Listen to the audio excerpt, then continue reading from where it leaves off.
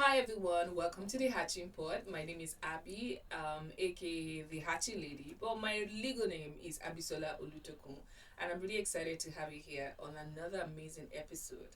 And as you know, this is season 2 of the Hatching Pod, and I have Rebecca Johnston, everyone.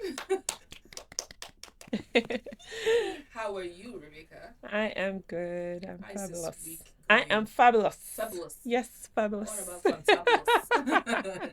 How about fantabulous, please? How is this week going for you? Great, great. It's been a great week. Hmm. Yeah.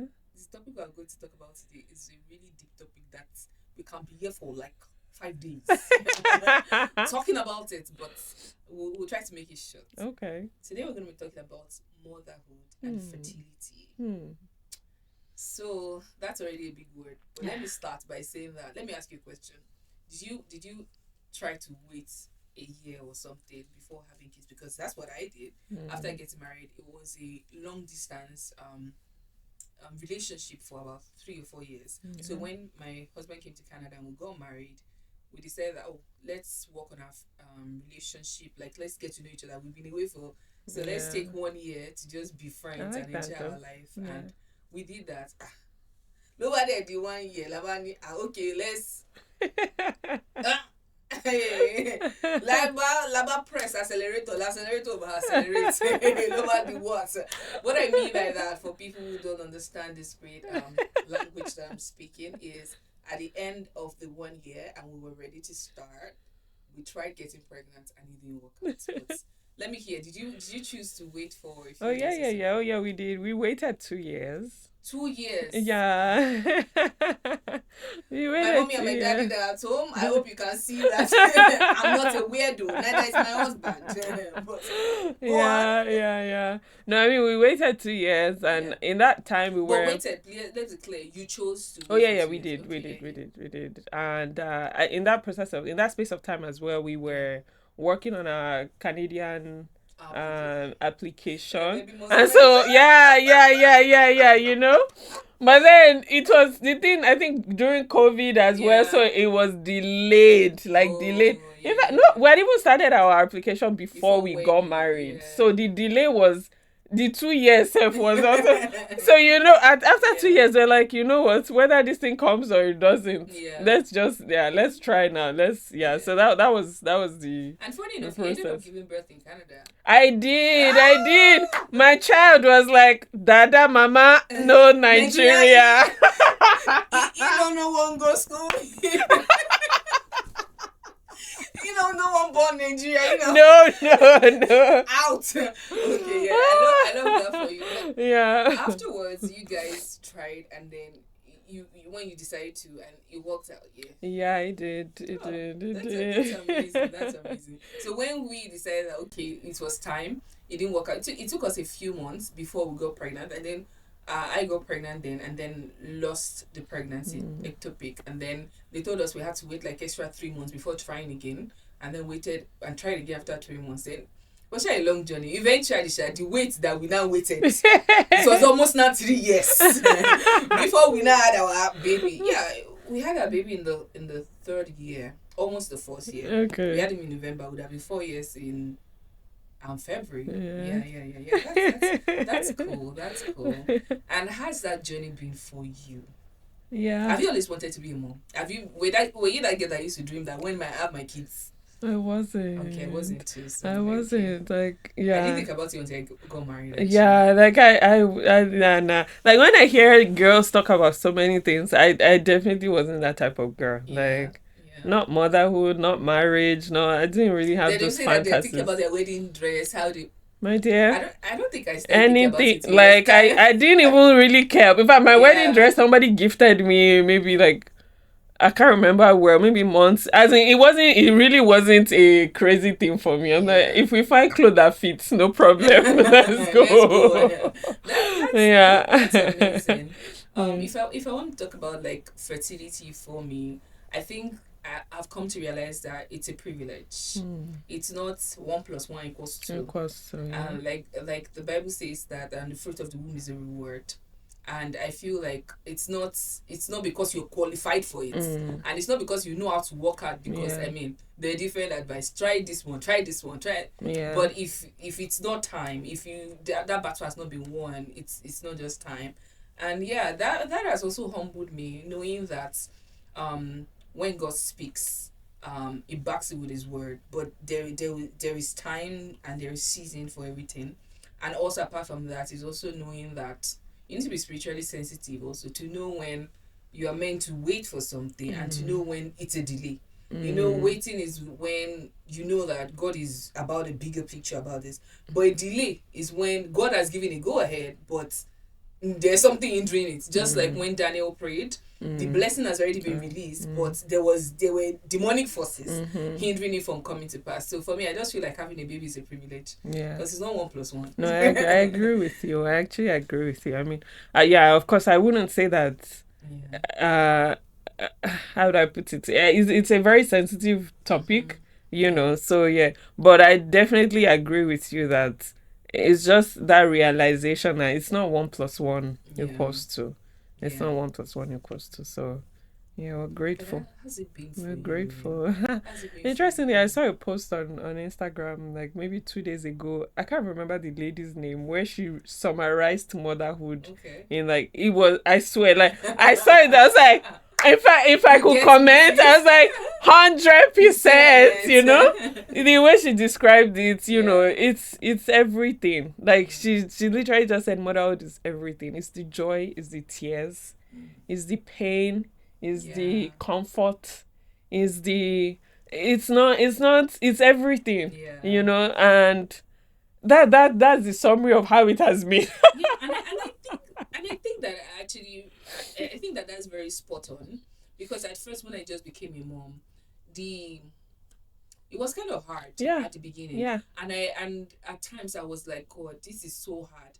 And then I caught myself and I'm like, is it that I'm complaining? Hey, me that I've been waiting for how long to Yeah. get baby. Now after now it's like I'm complaining, oh God, please forgive me. Then but now I begin to understand that it's everything. It's everything. There are days where you are so tired, you're like, God, Even in your what did I do? struggles. You're Yeah. tired. But there are days where you are so tired, you look at the child and you're like, wow, this is God's gift to me. I'm so excited. Like, I'm very happy. And there are days where you're like, I'm spending a lot, and you're complaining. There are days where you're like, I'm glad Like I have someone to spend on.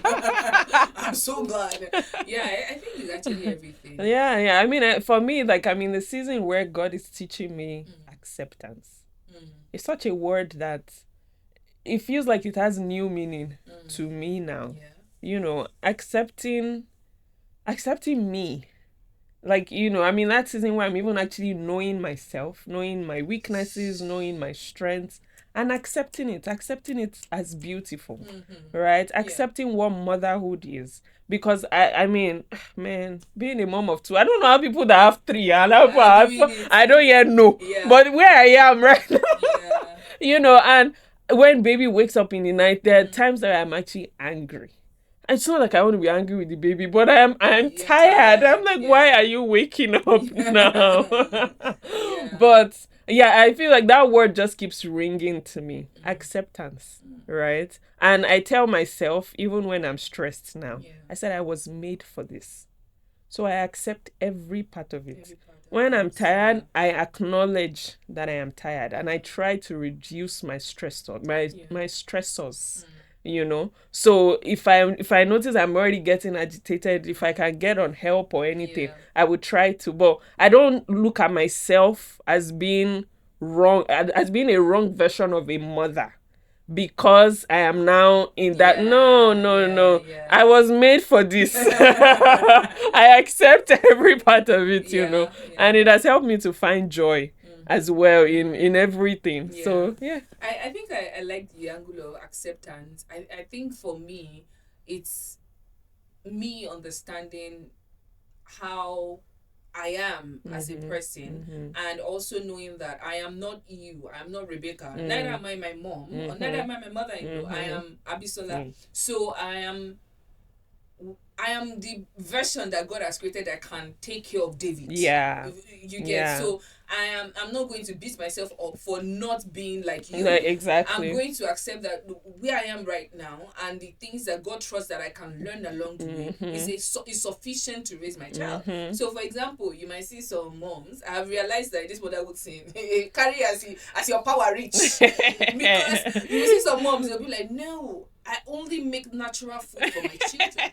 The chips I have to make it for by myself at home. Oh, this the sugar they use, I make my sister. Me, I know that that's not my area of strength. What is my area of strength? I focus on that and I do it. Yeah. And for example, that could be in terms of experiences. Maybe that's how I exactly. communicate love. Exactly. Like, oh, I want you to have the best Exactly. Good. experience. Oh, I want you Exactly. to travel here. Exactly. You know, and Exactly. another person might be in terms of food. Yeah.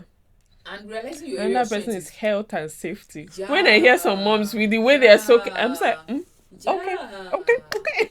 Yeah, for some people that's it. That's it. And so for some people, also I feel like it also depends on also the examples you've seen also. Yeah. And by example, there are times that you see an example of someone or something and it makes you want to be like that. There are times you see the example and be like, never. I cannot be like, there are some moms you probably have seen and be like, no, I don't want to be that kind of mom, and that's okay. Like you are learning to accept what is good and to reject what you don't want. Yeah, and I think that's really important. Owning your own motherhood journey. That's the mantra for me. I'm just owning my own. So please, if it does not align with your own, it's okay. It's okay. It's very okay. Yeah. And in terms of motherhood for you, are there some things that you've been able to put in place to help you mother better? There are some things I put in place to help me mother. That's a deep story. It's even the way I pronounce it, mother better. Sorry, dear. Man, I mean, I mentioned to you, I was speaking to one of our big moms in the church, you know, recently, because I'm just like, ma, I gotta learn from you, like, this motherhood, wifehood, and how to navigate it. And one of the key lessons that I took away from that session with her was the importance of having a vision. And having a vision even for your home. Having a vision even for your children. Yes. Like if you're able to have what that big picture should look like, it then becomes easy to trickle it down, you know, to what our daily life should be, right? Yeah. So I have a vision of a close-knit family, happy family. Then in my spare time, me and my girl, we dance a lot, we sing a lot, you know.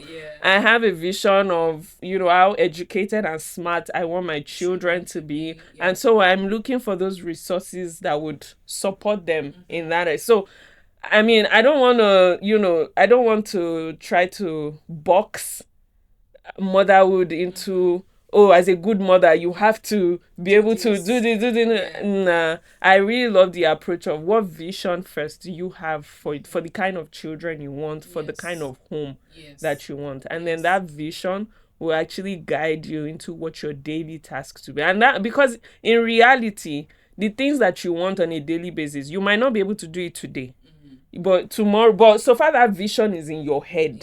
So when the opportunity arises, you will slot it in, you know. And so I think I'd like to approach like motherhood from that angle. I think for motherhood and for anything in life, anything actually, vision is very critical. It's very important. It's very important. It's how you say no to the noise. Exactly. And focus on what really matters. Exactly. Or realign even if you've missed it. I think that's so spot on. Do you have a question for me?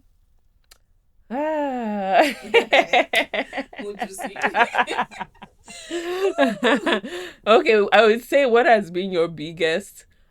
I want to say what's your biggest shock, like motherhood shock. But at the same time, like biggest takeaway with motherhood, yeah. My biggest shock. Let me think. My biggest shock. I think it's a lot too.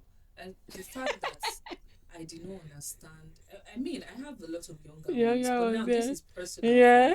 So for me, I did not understand that The demands. I'm the one this boy will need. I don't understand it. You know, for my siblings, I can still say, Tara, I'm going to lesson. Tara, out of here. Tara, I want to go and greet some credit. But this one, there's no Tara. There's no, I say. If I Tara, I have to think of this child. I'm like, the responsibility is now like, oh wow, this is all on me. On me. Yeah. I think that's a shocker alert for me.